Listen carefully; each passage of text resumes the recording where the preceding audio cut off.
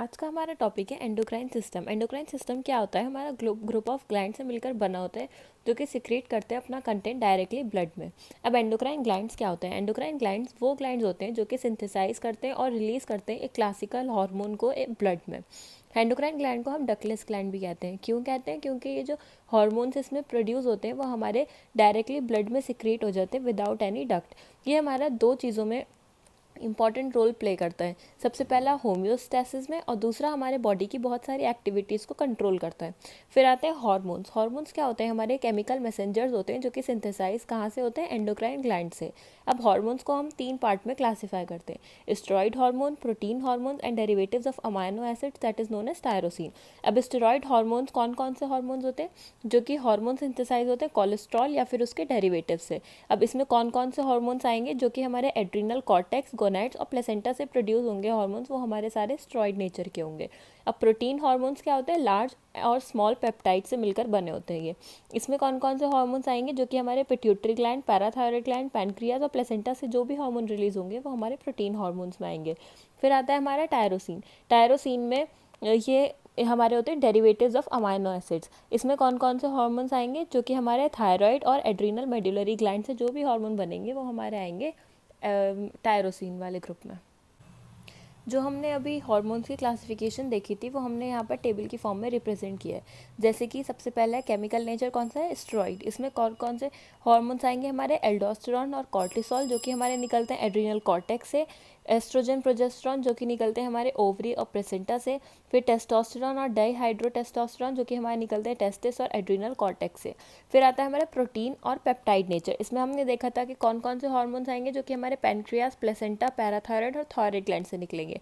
अब इसमें कौन कौन से हार्मोन्स हैं? हमारे पैनक्रियास से निकलने वाले insulin, glucagon, somatostatin and pancreatic polypeptide. और प्लेसेंटा से कौन से निकलेगा? हमारा HCG। पैराथायरॉइड ग्लैंड से जो हार्मोन निकलता है उसका नाम होता है पैराथॉर्मोन। थायरॉइड ग्लैंड से जो निकलता है उसका नाम होता है कैल्सिटोनिन। अब इसमें आएगा हमारा डेरिवेटिव्स ऑफ टायरोसिन, जो कि टायरोसिन के डेरिवेटिव्स होते हैं। इसमें हमने पढ़ा था कौन कौन से आएंगे? थायरॉइड ग्लैंड और एड्रिनल मेडुलरी हार्मोन्स जो भी आएंगे। थायरॉइड ग्लैंड से निकलने वाले हार्मोन्स T3 एंड T4, इसका नाम होता है टेट्राआयोडोथायरोनिन और ट्राइआयोडोथायरोनिन। फिर आता है हमारा एड्रिनल मेड्यूला से निकलने वाला डोपामीन, एपिनेफ्रिन और नॉरएपिनेफ्रिन। इन दोनों का और दूसरा नाम होता है एड्रीनलिन और नॉरएड्रिनलिन। अब हमें ये देखना है कि हार्मोन हमारा एक सेल पर कैसे एक्ट करता है।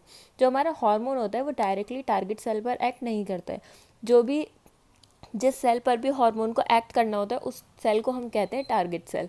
अब सबसे पहले क्या होता है? ये हमारा कंबाइन करता है रिसेप्टर के साथ। टारगेट सेल पर हमारे कुछ रिसेप्टर्स प्रेजेंट होते हैं। हार्मोन जाता है और उन रिसेप्टर्स के साथ कंबाइन होता है और फॉर्म करता है हमारा हार्मोन रिसेप्टर कॉम्प्लेक्स। फिर ये हमारे कुछ चेंजेस इंड्यूस करता है और रिएक्शन प्रोड्यूस करता है हमारे टारगेट सेल में। फिर आगे फर्दर चेंजेस होते हैं। अब हार्मोन रिसेप्टर्स क्या होते हैं? हमारे लार्ज प्रोटीन्स होते हैं जो कि प्रेजेंट होते हैं हमारे टारगेट सेल पर। हर सेल के पास 1000 ऑफ रिसेप्टर्स प्रेजेंट होते हैं। अब ईच रिसेप्टर जो होता है उसके लिए एक सिंगल हार्मोन ही बना होता है। मतलब जो भी हार्मोन होगा वो हमारे उसी रिसेप्टर पर, अपने रिसेप्टर पर ही जाकर कंबाइन करेगा, किसी और के साथ कंबाइन नहीं करेगा। तो अब क्या होता है? हार्मोन जो होता है वो हमारा टारगेट सेल पर एक्ट करता है, तभी एक्ट करेगा जब उस टारगेट सेल पर हमारे उस पर्टिकुलर हार्मोन के लिए रिसेप्टर प्रेजेंट होंगे। अब हार्मोन रिसेप्टर जो होते हैं वो हर हार्मोन के लिए अलग अलग जगह पर प्रेजेंट होते हैं। जैसे किसी का सेल मेम्ब्रेन पे प्रेजेंट होगा, किसी के साइटोप्लाज्म में सेल रिसेप्टर प्रेजेंट होंगे, किसी के में न्यूक्लियस में होंगे। अब सेल मेम्ब्रेन पर किस किस के प्रेजेंट होते हैं? हमारे प्रोटीन हार्मोन्स के और कैटिकोलामाइंस। कैटिकोलामाइंस क्या होते हैं? हमारे एड्रिनल मेडुला से जो भी हार्मोन सिक्रीट होते हैं उनको हम कहते हैं कैटिकोलामाइंस। फिर साइटोप्लाज्म में किस किस के प्रेजेंट होंगे? हमारे स्टेरॉइड हार्मोन के जो भी रिसेप्टर्स होंगे वो हमारे साइटोप्लाज्म में प्रेजेंट होंगे टारगेट सेल के। फिर न्यूक्लियस में किसके प्रेजेंट होते हैं? हमारे थायराइड हार्मोन के। फिर अब हम क्या होता है हमारा, कभी कभी हार्मोन्स जो होते हैं वो हमारे बहुत ज़्यादा सिक्रीट हो जाते हैं और नंबर ऑफ रिसेप्टर कम पड़ जाते हैं। तो इस सिचुएशन को हम कहते हैं डाउन रेगुलेशन। फिर इसका अपोजिट जो होगा हमारा, कभी कभी क्या होता है हमारे हार्मोन्स सिक्रीट ही नहीं होते हैं, इतने कम अमाउंट में सिक्रीट होते हैं, तो हार्मोन की डेफिशिएंसी हो जाती है और रिसेप्टर्स जो होते हैं हमारे सेल पर प्रेजेंट होते हैं उनका नंबर बढ़ जाता है। तो इस सिचुएशन को हम कहते हैं अप रेगुलेशन।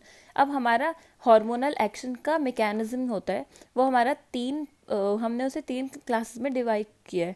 सबसे पहला होता है by altering the permeability of cell membrane. Cell membrane की परमिएबिलिटी को अल्टर करके हम हार्मोनल एक्शन प्रोड्यूस करा सकते हैं।